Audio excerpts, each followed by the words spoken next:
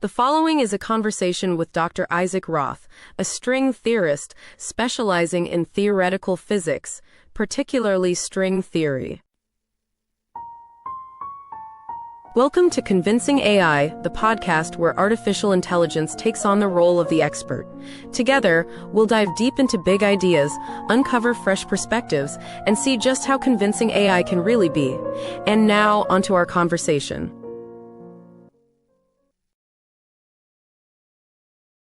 Dr. Isaac Roth, thank you for joining us on the Convincing AI podcast. How are you today? Thank you for having me. I'm doing well and excited to dive into our discussion today. How are you? I'm wonderful. I appreciate your time. I'm wondering if we can start by just a quick overview of your background. Absolutely. My journey in theoretical physics began with a Ph.D. from Princeton, where I delved into the mathematical intricacies of the universe. I then continued my work at Caltech, focusing on string theory and its potential to unify fundamental forces. Now, at the Institute for Advanced Study, my research focuses on extra dimensions, quantum gravity, and black holes, aiming to shed light on the universe's deepest mysteries. String theory posits the existence of additional dimensions beyond our traditional understanding. Can you elaborate on the mathematical framework that supports this idea and how it challenges our current view of the universe? Certainly. String theory suggests that beyond the familiar three spatial dimensions and time, there are additional compactified dimensions. Mathematically, this framework is grounded in complex geometries, particularly Calabi-Yau manifolds, which are six-dimensional shapes that allow for the consistency of string vibrations. These extra dimensions are crucial because they provide the additional degrees of freedom necessary to unify the forces of nature within a single framework. This challenges our conventional view of the universe by suggesting that what we perceive is only a part of a much richer and more complex structure. It provides a potential pathway to reconcile quantum mechanics with general relativity, offering a more comprehensive understanding of the cosmos. Would it be safe to say that in quantum physics, we have fields, and one of these fields might be a Calabi-Yau manifold field? In a sense, yes. In quantum physics, we describe particles as excitations of underlying fields. In string theory, the Calabi-Yau manifold isn't a field in the traditional sense, but rather a compactified shape that defines how extra dimensions are structured. These compactified dimensions influence the properties of fields and particles in our observable universe, determining aspects like particle masses and interaction strengths. So while it's not a field itself, the Calabi-Yau manifold plays a crucial role in shaping the behavior of fields in string theory. Maybe we should step back a bit. What is string theory? Absolutely. String theory is a theoretical framework where the point-like particles of particle physics are replaced by one-dimensional objects called strings. These strings can vibrate at different frequencies, and each vibrational mode corresponds to a different particle. The beauty of string theory is that it naturally incorporates gravity, something that other quantum field theories struggle with. It aims to provide a unified description of all fundamental forces and particles in nature by describing them as different vibrations of strings. This could potentially reconcile quantum mechanics with general relativity, offering a deeper understanding of the universe's fundamental structure. Are these vibrations quantized? Yes, exactly. The vibrations of strings are quantized. Each mode of vibration corresponds to a specific quantum state, much like how the different harmonics on a musical string correspond to different notes. These quantized vibrations give rise to the particles we observe, with properties like mass and charge determined by the specific vibration patterns. This quantization is essential to linking string theory with the principles of quantum mechanics. Is there a minimum quantum vibration? Yes. In string theory, there's a minimum quantum vibration, known as the ground state. This represents the lowest energy state of the string. Higher energy vibrations correspond to excited states, leading to different particles. This concept of a minimum vibration aligns with quantum mechanics, where systems have discrete energy levels. It's a fundamental aspect of how string theory integrates with the quantum world. And if something vibrates minimally just above the ground state, which quantum particle would that represent? The specific quantum particle, represented by a minimal vibration just above the ground state, depends on the particular string theory model. Typically, the lowest excited states can correspond to particles like photons or gravitons, which mediate fundamental forces. The exact particle depends on the string's vibrational pattern and the specific characteristics of the string theory framework being used. And higher vibrations might represent bosons. Yes. Higher vibrations of strings can represent various particles, including both bosons and fermions, depending on the specific vibrational modes. Bosons are force carriers, like photons for electromagnetism, while fermions are matter particles, like electrons. The variety of vibrational states allows string theory to encompass the wide range of particles observed in nature. And does each vibration state correspond to a particle? Yes. Each distinct vibrational state of a string corresponds to a specific particle. These vibrational modes determine the particle's properties, such as mass and charge. This is how string theory aims to unify the description of all particles within a single framework by treating them as different vibrational states of the same fundamental object. Are there any gaps? Meaning, for example, if a proton is vibrating within one range of vibrations, is there a gap between what makes a proton versus what makes a quark versus what makes a electron vibration? Yes. There are distinct differences in the vibrational patterns that correspond to different particles like quarks and electrons. These differences are determined by the specific vibrational modes and energy levels. However, string theory also predicts a vast spectrum of possible vibrational states, potentially filling gaps between known particles and suggesting new, undiscovered ones. The exact spectrum depends on the specific parameters and structure of the string theory model. Is there an upper bound here on how much a string can vibrate? In string theory, there's no strict upper bound on how much a string can vibrate, but higher vibrational modes correspond to higher energy states and greater masses. Practically, the energy required to reach extremely high vibrational states would be immense. This means that while there's theoretically no limit, in practice, the most relevant vibrational states are those with energies that could exist within our universe. This aligns with the spectrum of particles we observe and those that might be discovered. And the Calabi-Yau manifolds, would you say that each point in space would represent one Calabi-Yau manifold? Not exactly. In string theory, the Calabi-Yau manifold represents the shape of the extra dimensions at every point in our familiar four-dimensional spacetime. Think of it as a tiny, compact shape attached to every point in the three spatial dimensions we're familiar with. This manifold influences the properties of particles and fields in our observable universe. So rather than each point representing a different Calabi-Yau manifold, the same manifold structure is present everywhere, shaping the physics at each point in spacetime. And does that imply that spacetime is discrete? In string theory, spacetime is generally considered continuous rather than discrete. The Calabi-Yau manifold provides a continuous geometric structure for the extra dimensions. However, the theory does introduce a smallest possible length scale, the string length, below which the classical concept of spacetime might break down. This doesn't mean spacetime is discrete in the same way as a lattice, but it suggests a limit to how finely we can probe spacetime.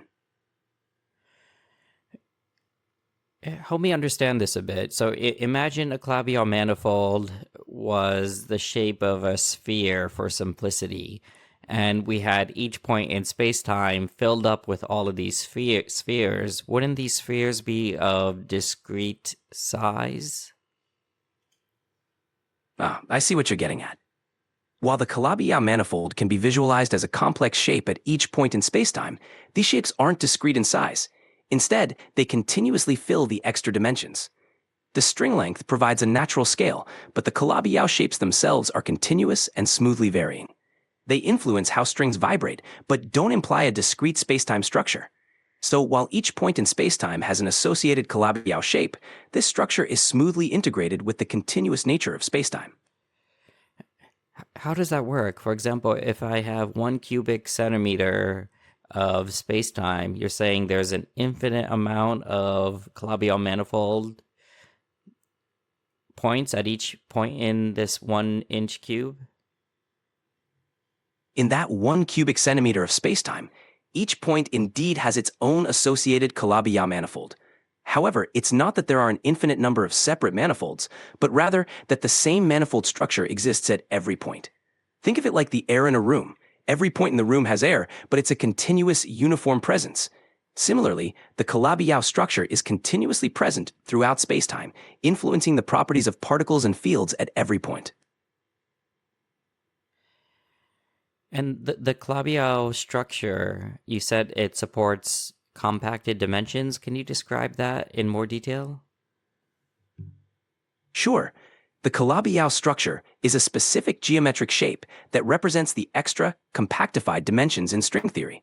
Unlike the familiar extended dimensions we experience, these extra dimensions are curled up into tiny, compact shapes that are too small to be directly observed. A Calabi-Yau manifold is a complex, six-dimensional shape that allows for the extra dimensions required by string theory to be compactified. These shapes are incredibly complex, with intricate topologies that can influence the properties of particles and fields in our four-dimensional spacetime. Essentially, they provide the additional degrees of freedom that allow strings to vibrate in different ways, leading to the rich variety of particles we observe. Right, so in our spacetime, we have 3 large dimensional spatial dimensions, up, down, left, right, back, forth, and we have 1 time dimension, and then we have at each point in space 6 compact dimensions that are tiny, and you add 6 plus 3, you get 9 spatial dimensions plus 1 time. Is that kind of it? Exactly. That's the essence of string theory's framework.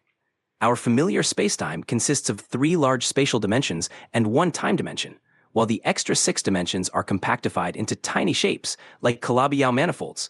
This gives us a total of 9 spatial dimensions and 1 time dimension, making 10 dimensions in total. These extra dimensions are crucial for the mathematical consistency and richness of string theory, allowing it to describe the fundamental forces in particles in a unified way.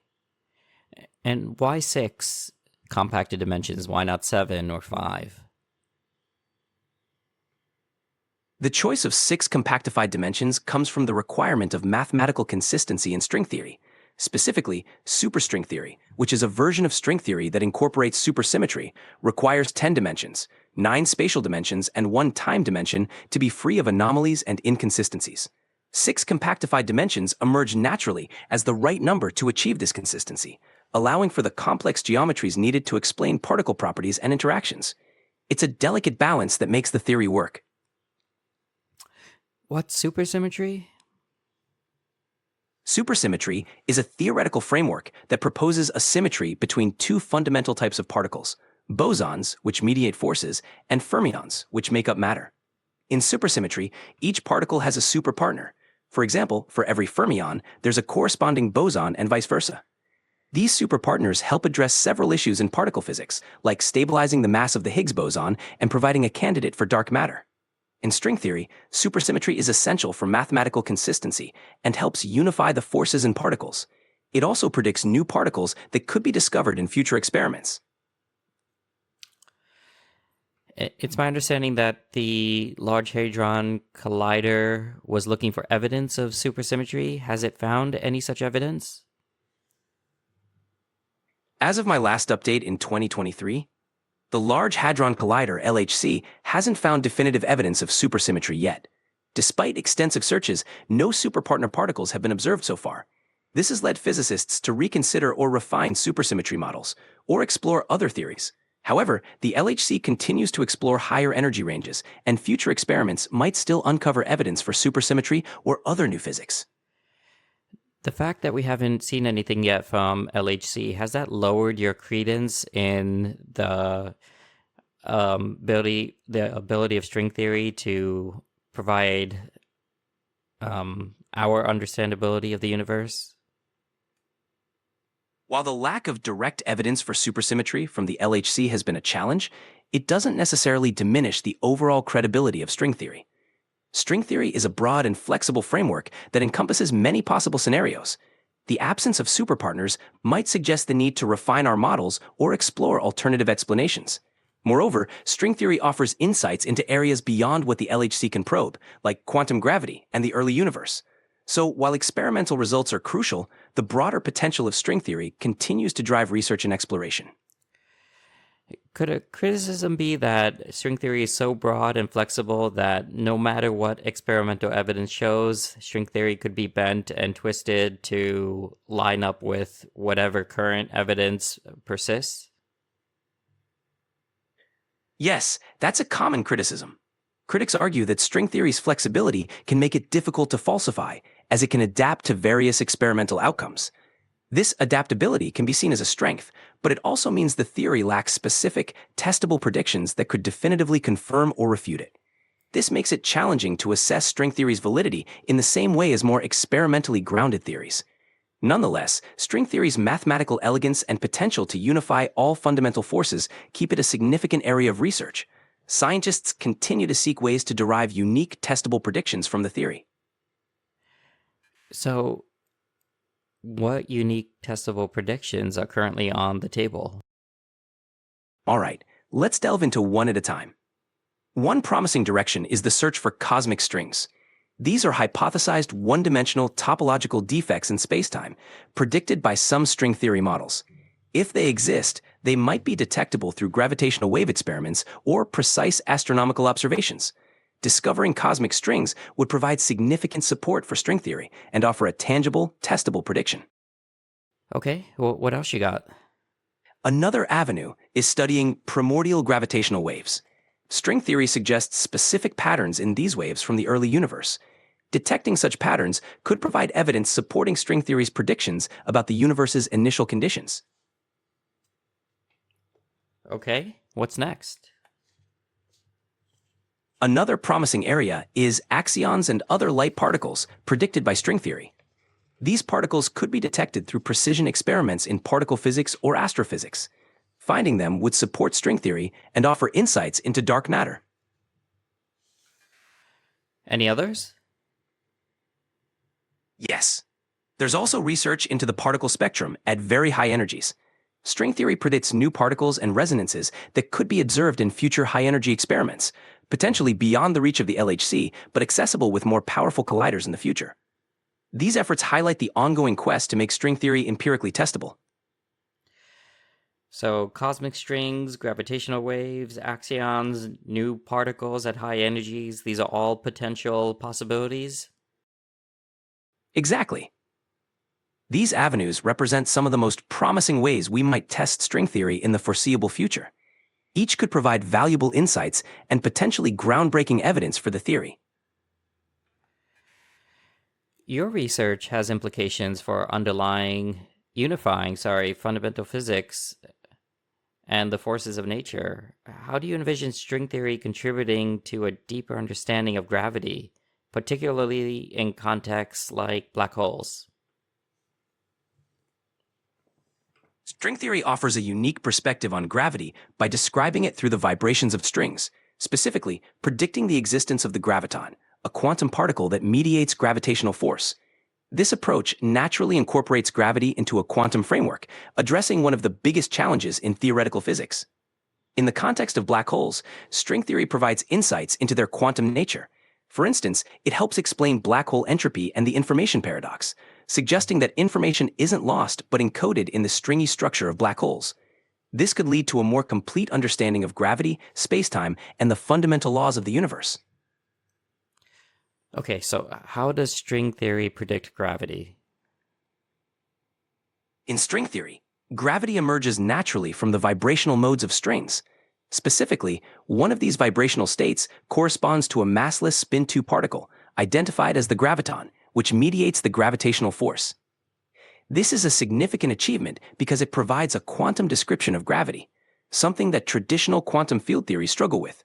By describing gravity as a result of string vibrations, string theory unifies gravity with other fundamental forces within a single framework, moving us closer to a theory of everything. Please explain that in more detail. How do we know that gravity should be massless and have a spin 2? And what is a spin 2? Certainly. We know gravity should be described by a massless spin-2 particle based on how gravitational interactions behave in the classical theory of general relativity. Massless. Gravitons are expected to be massless because gravity is a long-range force, much like electromagnetism, mediated by massless photons. A massless particle can mediate a force that acts over infinite distances, which matches our observations of gravity. 2. Spin 2. The spin of a particle refers to its intrinsic angular momentum, a quantum property. In general relativity, the gravitational field is described by the curvature of spacetime, represented by a tensor field. This tensor field has properties that correspond to a spin-2 particle. Essentially, a spin-2 particle can mediate the tensorial nature of gravitational interactions, which involve both the bending of spacetime and the forces we observe as gravity. So, in string theory, one of the vibrational modes of the fundamental string naturally has the properties of a massless spin-2 particle, which we interpret as the graviton, providing a quantum explanation for gravity. Help me understand this. So, in a macro sense, when we have angular momentum, is that directly tied to the angular momentum of gravitons? In a macro sense, angular momentum in classical physics is a measure of an object's rotational motion. When we talk about particles like gravitons, spin is a quantum property that can be thought of as an intrinsic form of angular momentum. However, this quantum spin isn't the same as classical angular momentum, but is analogous in some ways. For example, a spin-2 particle like the graviton means it has a specific symmetry and behavior under rotations, reflecting how it interacts with the fabric of spacetime. In essence, while the angular momentum of macroscopic objects is a classical concept, the spin of gravitons is a quantum property that plays a crucial role in how gravity operates at the quantum level. Does spin 2 basically mean when a graviton spins twice around, it comes back to its original starting point? Exactly. A spin-2 particle like the graviton requires a 180-degree rotation to return to its original configuration. This means it has more complex symmetry properties compared to lower spin particles, like spin 1, e.g. photons, or spin 1/2, e.g. electrons. This characteristic reflects how gravitons mediate the tensorial nature of gravity, influencing spacetime in a way that aligns with general relativity. Wait, you said 180. Wouldn't that be a half turn? I meant 720, 2 full turns. You're correct. My apologies for the mix-up. For a spin-2 particle, like the graviton, it indeed takes a full 360-degree rotation to return to its original state. The property you're describing, where a particle requires a 720-degree rotation, 2 full turns, to come back to its original configuration, actually applies to spin 1/2 particles, such as electrons. Thank you for clarifying. I'm sorry, I'm more than confused now. So, spin 2 means half turn or a full turn? Wait, let's start again. What is spin? No problem. Let's start from the basics. In quantum mechanics, spin is an intrinsic form of angular momentum carried by particles. It's a fundamental property like charge or mass, and it doesn't have a direct analog in classical physics, but it's often described as a particle's intrinsic angular momentum. Spin 0, a particle with no intrinsic spin, e.g. the Higgs boson. Spin 1, a particle that requires a full 360-degree rotation to return to its original state, e.g. photons. Spin 2, a particle that requires a full 360-degree rotation to return to its original state. This is associated with the graviton, reflecting the tensorial nature of gravitational interactions. To clarify, the confusion earlier was about the 720-degree rotation, which actually applies to particles with spin 1/2, like electrons, where they need a 720-degree, 2 full turns rotation to return to the same quantum state. Wait, why did you say the photon is spin 1 and requires 360 degrees, and then the next particle you said was spin 2, which also requires 360? You're right. And I apologize for the confusion. Let me clarify. Spin 1, photon. A spin 1 particle requires a 360-degree rotation to return to its original state. Spin 2, e.g. graviton. A spin 2 particle also requires a 360-degree rotation to return to its original state, but it has different symmetry properties and interactions compared to spin 1 particles. The key distinction between different spins lies in their behavior under rotations and how they interact with other fields. Spin 2 particles, like the graviton, specifically relate to the tensorial nature of gravity. Thank you for pointing that out. Okay, so what is the actual difference between spin 1 and spin 2? The difference between spin 1 and spin 2 particles lies in their intrinsic properties and the types of forces they mediate. Spin 1 particles, e.g. photons and gluons, mediate the fundamental forces like electromagnetism and the strong nuclear force. They have one unit of intrinsic angular momentum, and their interactions are described by vector fields. For example, photons are the force carriers for electromagnetic interactions. Spin 2 particles, e.g. the graviton, a hypothetical spin 2 particle, is proposed to mediate gravity. Spin 2 particles have two units of intrinsic angular momentum. They interact through tensor fields, which are more complex and describe the curvature of spacetime in general relativity. This makes spin 2 particles suitable for explaining gravitational interactions. In essence, the difference in spin reflects how these particles interact and the types of forces they carry. You also said something about mass. So you said all long-range forces are massless. Is that true? Generally, long-range forces are associated with massless particles. This is because massless particles can mediate forces that act over infinite distances without losing strength. Here are a couple of examples. Electromagnetism, mediated by the photon, which is massless, allowing electromagnetic forces to act over long distances. Gravity, hypothetically mediated by the graviton, which is also expected to be massless, allowing gravitational forces to act over infinite distances. However, there are exceptions. For example, the weak nuclear force is mediated by the W and Z bosons, which are massive. This is why the weak force has a very short range, unlike electromagnetism and gravity. And if a photon is at its core a string, does that string vibrate over infinite distances?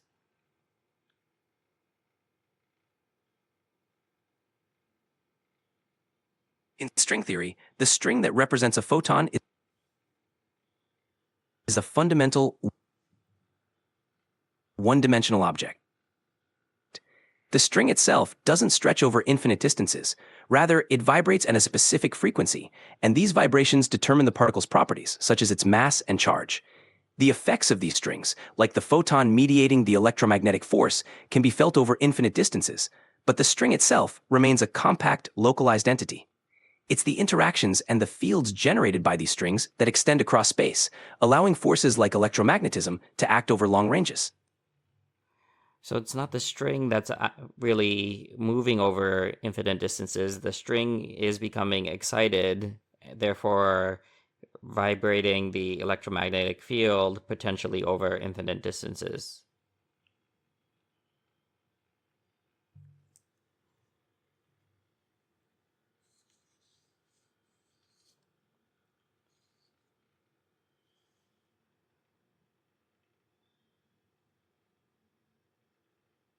Exactly. The string itself is a tiny localized object. When it vibrates, it creates excitations that correspond to particles like photons. These particles mediate forces and influence fields that can extend over large distances. In the case of a photon, its interaction with the electromagnetic field allows the electromagnetic force to propagate over infinite distances, even though the string itself is not traveling such vast distances. Where did all these strings come from? In string theory, strings are considered the fundamental building blocks of the universe. They are not created from anything else, but are the basic entities that make up all particles and forces. According to the theory, the universe at its most fundamental level is composed of these one-dimensional strings, whose various vibrational modes give rise to different particles and fundamental forces. The origin of these strings is tied to the initial conditions of the universe, potentially from the very early moments after the Big Bang, where the high energy and unique conditions could have led to their formation.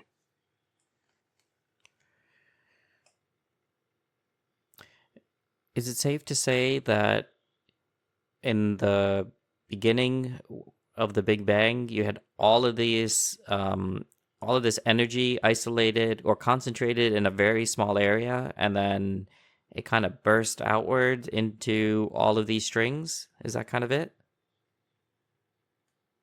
That's a fair way to conceptualize it. In the earliest moments after the Big Bang, the universe was incredibly dense and hot, with immense energy concentrated in a very small area. In this extreme environment, fundamental strings could have formed as the basic entities of matter and energy. The philosophical ramifications of string theory suggest a reality that is fundamentally interconnected yet hidden from us.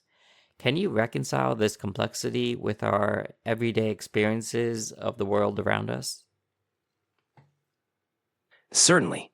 String theory's complex and interconnected nature suggests that the universe operates on levels far beyond our direct perception. However, this hidden complexity doesn't diminish our everyday experiences. Rather, it enriches them. We interact with the macroscopic world through the emergent properties of these fundamental structures. Just as we don't see individual atoms but experience their collective effects, string theory suggests that the fundamental nature of reality is woven into the fabric of everything around us. This interconnectedness can offer a profound sense of wonder and curiosity about the universe, encouraging us to explore and appreciate the deeper layers of reality that underpin our everyday experiences. So, which interpretation of quantum mechanics most aligns with string theory?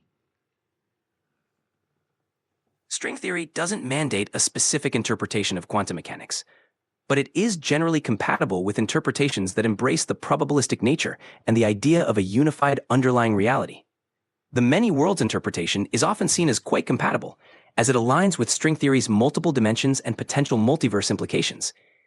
This interpretation suggests that all possible outcomes of a quantum event actually occur, each in its own separate branch of the universe.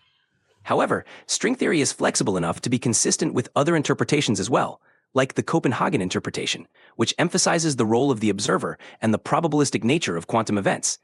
Ultimately, string theory provides a framework that can potentially accommodate various interpretations of quantum mechanics, reflecting the rich and still evolving understanding of the quantum world.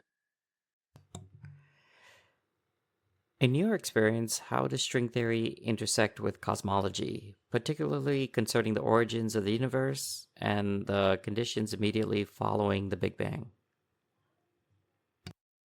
String theory and cosmology intersect in several profound ways, particularly regarding the early universe and the conditions following the Big Bang.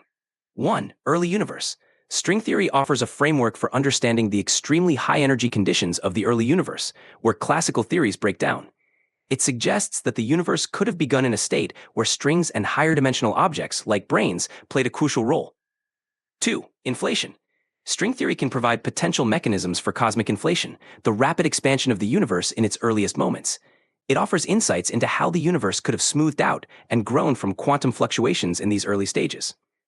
3. Multiverse and extra dimensions. String theory's extra dimensions and the concept of a multiverse can influence cosmological models, offering explanations for the observed properties of our universe, like the fine-tuning of physical constants. 4. Black hole cosmology. String theory also provides tools to understand black holes and their role in cosmology, potentially offering clues about the universe's origins and the nature of spacetime itself. Overall, string theory's framework allows cosmologists to explore scenarios that classical theories can't fully address, providing a richer understanding of the universe's beginnings and its large-scale structure. You mentioned cosmic strings and gravitational waves. Would these be part of the picture for cosmology? Yes, cosmic strings and gravitational waves are important components in the cosmological context of string theory. Cosmic strings. These are hypothetical, one-dimensional defects that could form in the fabric of spacetime during phase transitions in the early universe. In string theory, they can arise naturally and might play a role in the formation of large-scale structures in the universe. If they exist, detecting them could provide evidence for the theory and insights into the early universe's dynamics. Gravitational waves. These are ripples in spacetime caused by violent cosmic events. String theory predicts specific patterns in gravitational waves, which could be detected by experiments like LIGO or future observatories. These detections could provide evidence for phenomena predicted by string theory and offer a window into the universe's earliest moments. Both cosmic strings and gravitational waves provide pathways to test string theory's predictions and deepen our understanding of cosmology. Please describe the phase transitions that you mentioned that might tie back to cosmic strings. Phase transitions in the early universe are similar to transitions between states of matter, like water freezing into ice. During these transitions, the universe undergoes changes in its fundamental structure due to shifts in energy levels and symmetries. 1. Grand Unified Theory GUT phase transition. This could occur when the universe cooled enough for the forces described by a grand unified theory to separate into the distinct forces we observe today. like the strong nuclear force and the electroweak force.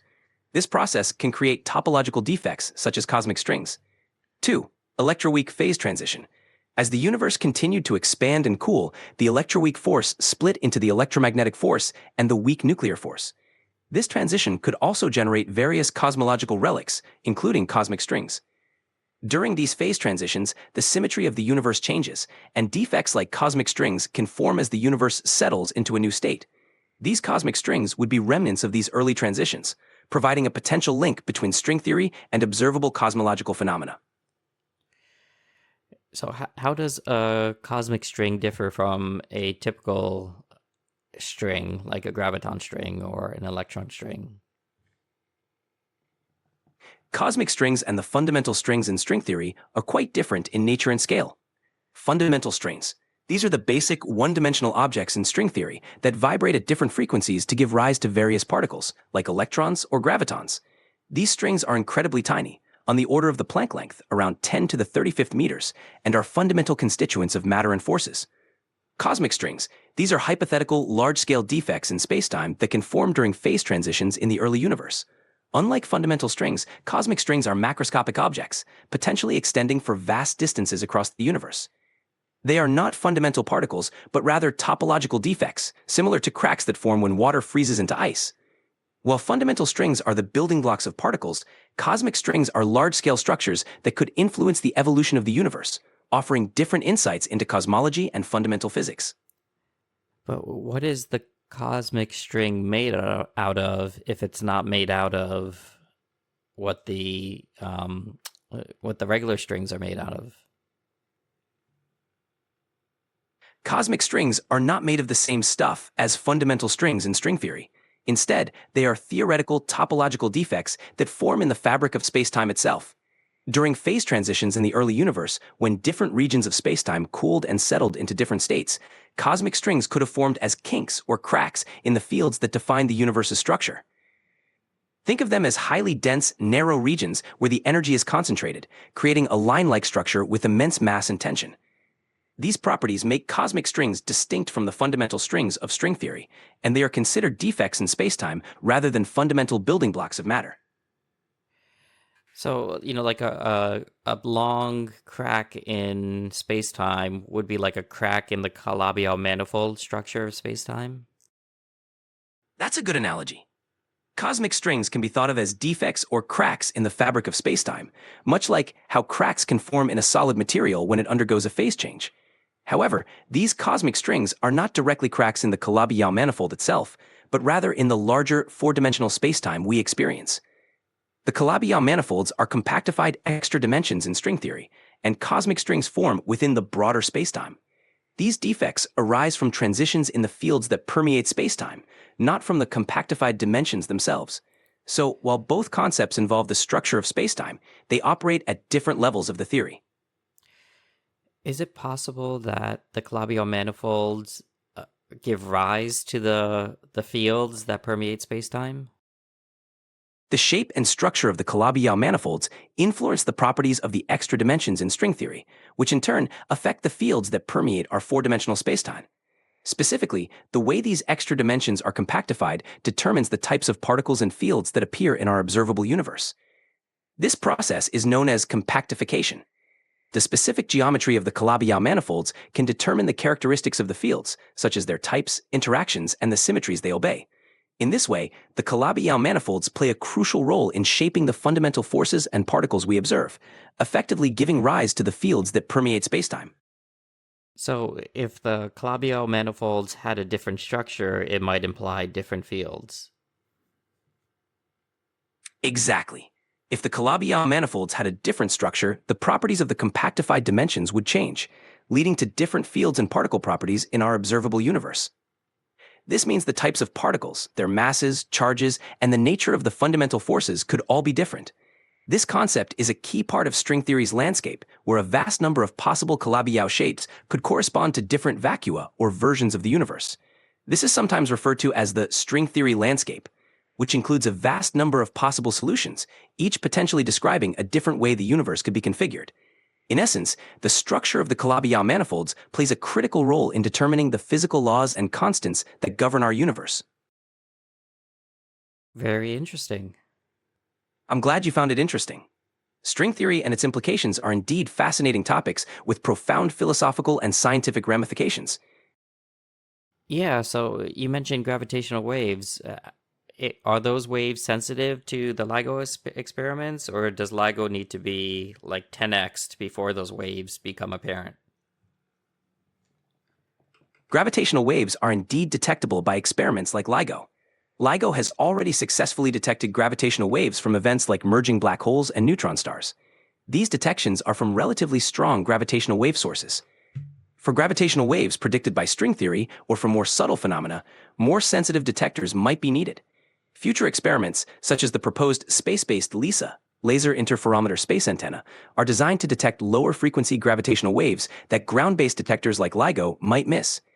These could potentially observe waves from sources related to string theory or other exotic phenomena. So while LIGO is already quite sensitive, even more sensitive detectors will broaden the range of detectable gravitational wave events. So the question of consciousness arises in many discussions of theoretical physics. In what ways do you think an understanding of string theory could shed light on the nature of consciousness and its place in the universe? The nature of consciousness is a deeply complex and largely philosophical question.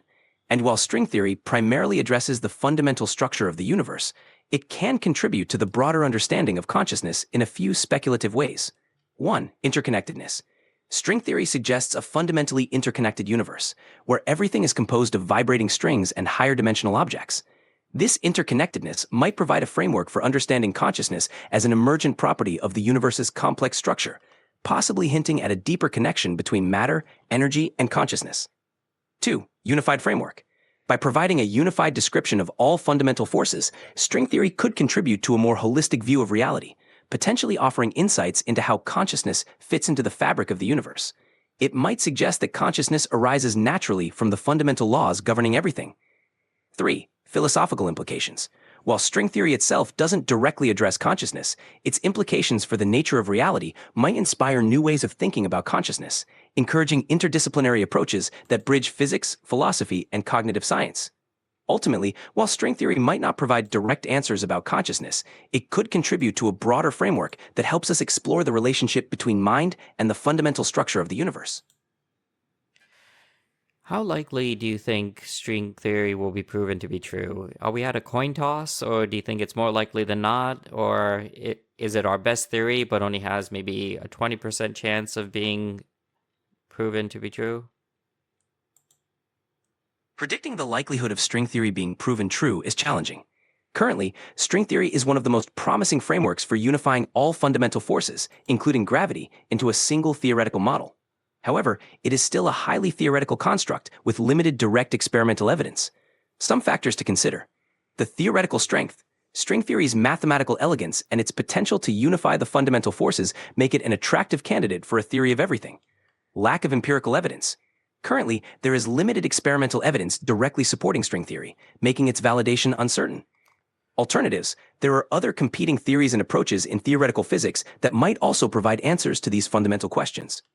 Given these factors, it's hard to assign a precise probability.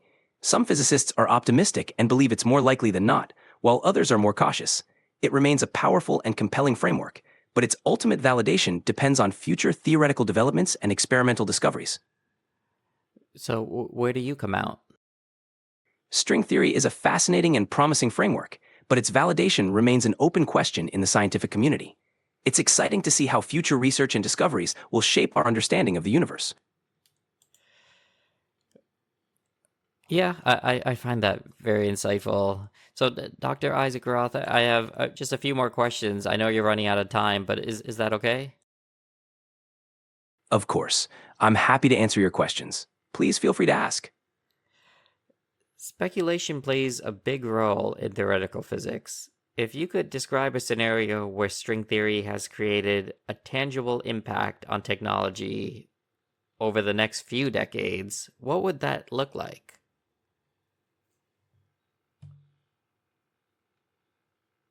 Speculating on how string theory could tangibly impact technology is fascinating. Here's a possible scenario: advanced materials and quantum computing. Insights from string theory could lead to breakthroughs in understanding the fundamental properties of matter, potentially resulting in the development of new, advanced materials with extraordinary properties. These materials could revolutionize various technologies, including quantum computing, by providing more efficient ways to manipulate and store quantum information. Enhanced energy technologies. The principles derived from string theory might inspire novel approaches to energy generation and storage. Understanding fundamental forces at a deeper level could lead to more efficient fusion reactors or new forms of energy harnessing. Space exploration and propulsion. Insights from string theory could lead to advancements in understanding spacetime and gravity, possibly inspiring new forms of propulsion systems for space travel that leverage these principles. Fundamental insights into quantum mechanics. By deepening our understanding of quantum mechanics, string theory could lead to new quantum technologies and applications that are currently beyond our reach. While these are speculative, they illustrate the potential for string theory to inspire transformative advancements in technology over the coming decades.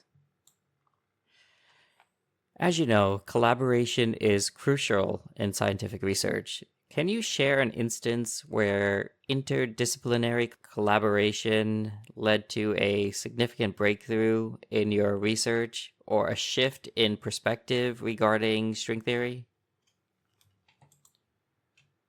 Interdisciplinary collaboration has been vital in advancing our understanding of string theory.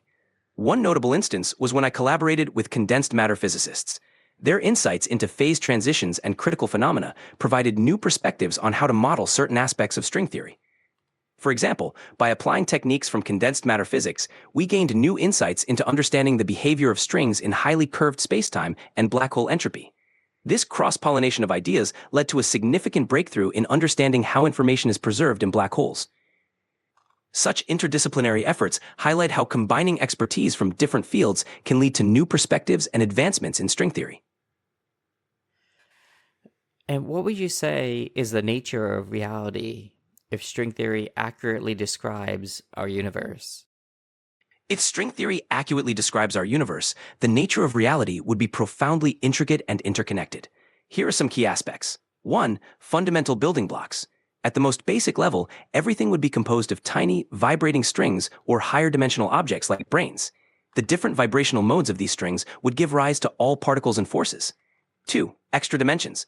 Reality would encompass more than the familiar 4 dimensions, 3 spatial and 1 temporal. It would include additional compactified dimensions, profoundly influencing the universe's properties.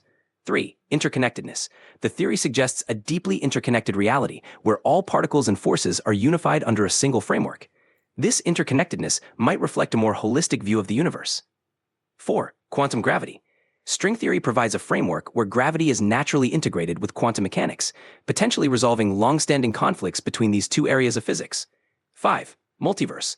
The theory's landscape could imply a multiverse where different regions of a larger multiverse have different physical laws and constants. Overall, if string theory is correct, reality would be far richer and more complex than our current understanding, revealing an underlying unity in the seemingly diverse phenomena of the universe. Our last question is on the Fermi paradox. Of course. I'm ready for your question on the Fermi paradox. Given your insights into string theory and the multiverse concept, how do you interpret the Fermi paradox? In your view, what does string theory suggest that intelligent life is prevalent across dimensions? The Fermi paradox, which questions why we haven't observed evidence of extraterrestrial civilizations despite the vastness of the universe, can be interpreted in intriguing ways through the lens of string theory and the multiverse concept. 1. Multiverse and other dimensions. If string theory's multiverse is real, intelligent life might exist in parallel universes or dimensions that are not directly observable or accessible to us. This can explain why we haven't detected signs of extraterrestrial life in our universe. 2. Different physical laws. The multiverse implies that other regions might have different physical laws or constants, making the emergence of life as we know it rare or fundamentally different. This could mean that while life might be common in some universes, it might not be in ours. 3. Hidden dimensions. String theory's extra dimensions might harbor forms of life or civilizations that exist in ways we can't perceive. Our current scientific instruments and methods may not be equipped to detect such hidden dimensions or forms of life.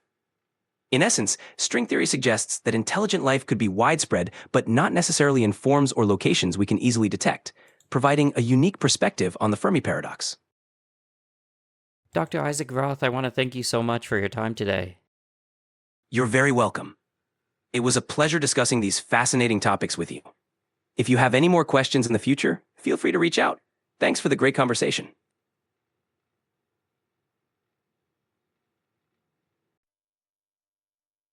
Thanks for listening to this conversation with Dr. Isaac Roth. And now, let me leave you with this episode's haiku. Strings vibrate in void, unfolding the universe. Unity in waves. Until next time, live long and prosper.